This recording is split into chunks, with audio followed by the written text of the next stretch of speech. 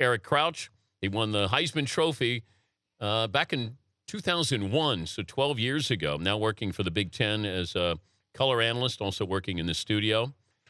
And it was one of those, I think you see these quarterbacks. Charlie Ward was with us last hour, and Charlie came along too soon because Charlie was 1993. If Charlie Ward was around now, Charlie Ward's a better quarterback than Jameis Winston, in my opinion, because he did a lot of things, a lot of damage.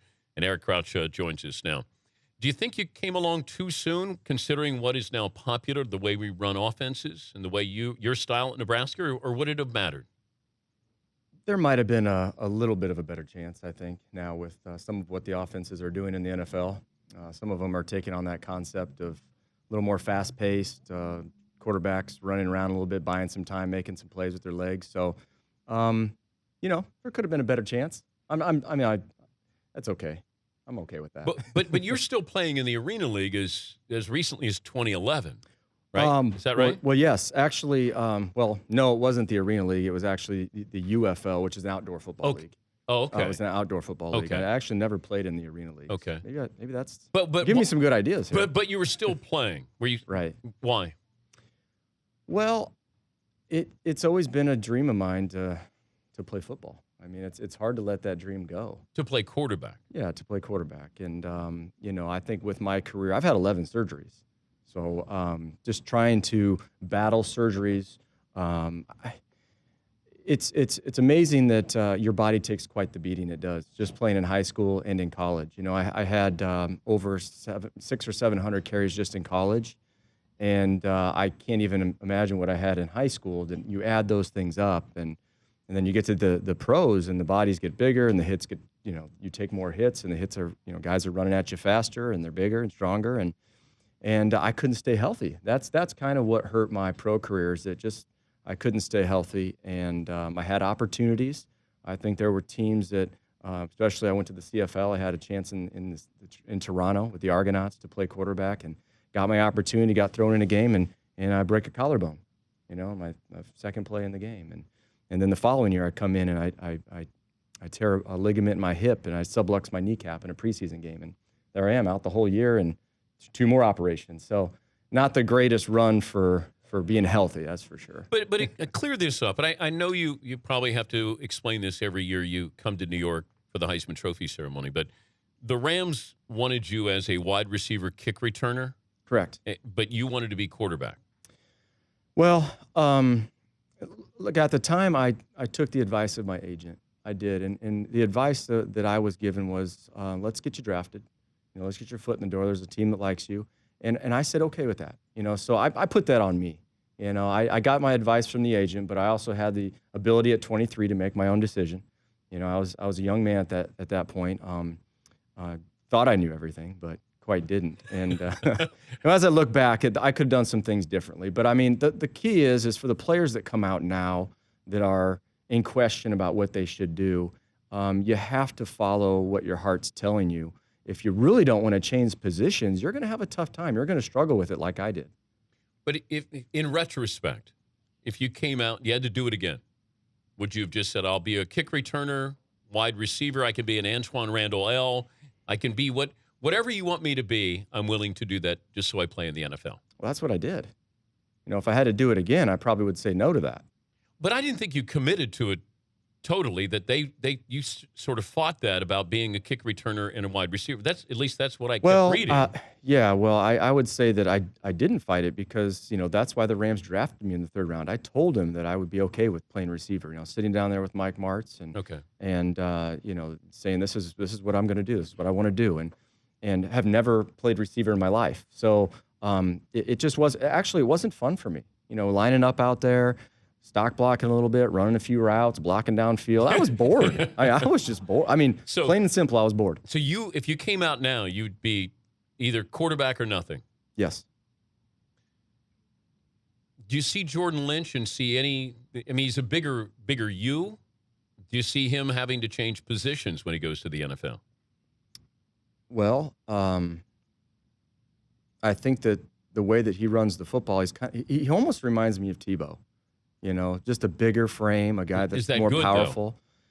Well, it's not good because they get labeled as a runner. Yeah. You get labeled as a runner. That's what I was labeled at when I came out of college, is that I was a running, and it's true.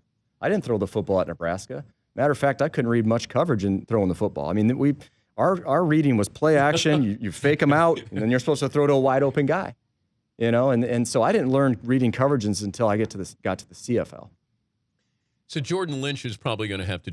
I guess they've said maybe a running back. I don't know if he's. I don't know if he can be running back. Yeah, I don't either. I think that there might be teams that will look at him. If he says, "Oh, I want to be a quarterback," he may not get drafted, and then he'll have to maybe sign a free agent deal, and then his chances of making a team are probably slim.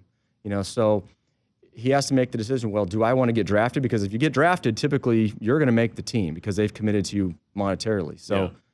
You have a better chance of making the team. But, if that's what I haven't had the chance to talk to him yet to actually see if that's what he wants to do or not. He's Eric Crouch, former Nebraska Heisman Trophy winner, joining us in the New York City Man Cave. So when you see Johnny Manziel, some of these, the new batch of quarterbacks coming into the NFL, if it's Bridgewater, I'm not sure who else is committed. A lot of these guys have decided to stay an extra year. But Manziel, successful? I think so. If you look, I think he's a very accurate thrower. I think he's a smart football player. But he's labeled as, he led the SEC in rushing the year before. Right. I think people look at him as sort of an improviser. Well, the quarterbacks are getting the ball more. They're a bigger part of the offense. I mean, you don't see too often now where running backs carry the ball 30 times, 40 times a game. I mean, it's rare. It just doesn't happen as much. And so the quarterback has the ball in their hands, trying to run, make plays. That's where they're coming up with rushing yards that you haven't seen before, and all kinds of passing yards where, teams that ran 65, 70 plays a game now are running 85, 90 plays a game. So there's just more opportunities out there to put yards up and to score. Can that style work in the NFL for Manziel? It can work. Now, it won't be as successful. I mean, you're playing against the best that's out there, speed-wise, and just the way that they approach the game mentally. It's not all about your speed. It's about knowing the game and being smart and have played certain positions and just knowing what to expect, I think, is what experience is. And I think it'll be hard going into the NFL playing against experienced players like that. Heisman ballot, who'd you have?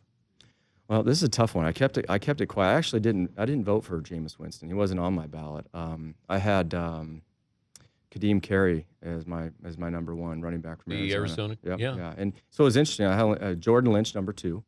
And then Marcus Mariota, number 3. And so only one guy that I had on my ballot got invited to New York. And why didn't you vote for Winston? Well, I think it's just, just the unknown about what happened. I didn't see him play a lot, but just the unknown of what was happening out there with him, kind of hurt me putting him on the ballot. But I will say this, but after spending some time with him, what a wonderful young man. Would you have changed your ballot, having met him? If I said vote again, maybe, more likely. I just, I didn't have a lot of time. I didn't really watch him play a whole lot this year either. So that hurt me because. Well, you were covering the Big Ten, right? So I see where if you look at the way the votes break down, and in certain areas of the country where you can see where they're stronger. They're stronger where people get to watch them. Yeah. And so. That's just the way it shook out for me. And, I saw Jordan Lynch play more. I saw Kadeem Carey play, and I covered him last year. And so, you're more apt to vote for people that you watched and that you think are better players. And well, should integrity be involved in this? Because maybe a little bit. I mean, it's involved for me because I want integrity of the trophy. I like that aspect, but I don't know these candidates. Yeah, you don't know them, and you don't know if they've, maybe there's other things they're hiding. I mean, that's could true. be. I mean, yes.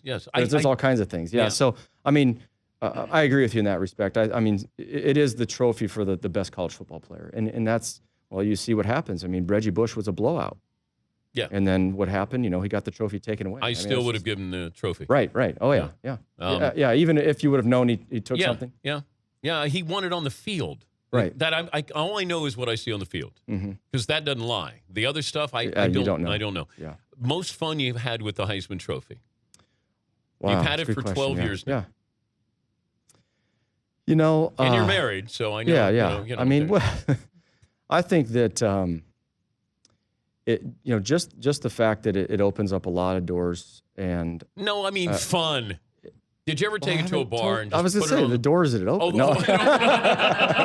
Let me talk about the doors first to here. a bar. No. Okay. Did you ever put it on the bar? I don't remember putting it on. I'm not like that. I don't. Paulie, did you go out with Eric? We all went out after the Heisman the year you won it, and you left the Heisman back at the hotel. But they were carding at the door, and they weren't going to let him in because he looked so young. I don't know if you remember this, but a bunch of us went out. Right, I remember. And so they're letting us all in. All we all have IDs. He didn't have an ID. And the bouncer's like, we can't let you in. And the TV is showing the Heisman Trophy ceremony. He goes, that's me. That's me. That's me. No, it poses some really fun times. I mean, especially coming back to New York. I mean, getting to know the guys, meet the guys that you haven't met before. I mean, idols that you watch play in the NFL and in college, and to hear the stories too. Those are priceless. He's Eric Crouch, now working with the Big Ten color and studio analyst. It's great to see you again. Yeah, and thank you. Good luck with your career. I appreciate that. The Dan Patrick Show, weekday mornings on Audience.